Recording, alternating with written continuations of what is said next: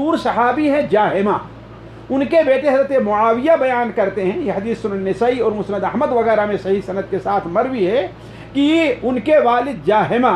یعنی ان کے بیٹے معاویہ بیان کرتے ہیں کہ جاہمہ اللہ کے رسول خدمت میں حاضر ہوئے اور عرض کیا کہ اے اللہ کے رسول صلی اللہ علیہ وسلم، میں جہاد پر نکلنا چاہتا ہوں، اور آپ جانتے ہیں کہ جہاد ایک ایسی عظیم نیکی ہے کہ اس کا مقابلہ کوئی دوسری عبادت نہیں کر سکتی، تو میں جہاد پر نکلنا چاہتا ہوں جس کے لیے آپ سے مشورہ کے لیے حاضر ہوا ہوں۔ آپ صلی اللہ علیہ وسلم نے پوچھا کہ کیا تیری والدہ زندہ ہے؟ انہوں نے کہا کہ ہاں میری والدہ زندہ ہے۔ آپ نے فرمایا تیری والدہ زندہ ہے تو جاؤ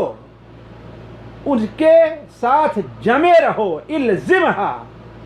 اس کی خدمت کو لازم پکڑو، ان کی صحبت کو لازم پکڑو، ان کے ساتھ حسن سلوک سے پیش آؤ۔ یاد رکھو کہ اللہ تعالیٰ نے اس کے قدموں کے پاس، اس کے پیر کے پاس اللہ تعالیٰ نے جنت رکھی ہے۔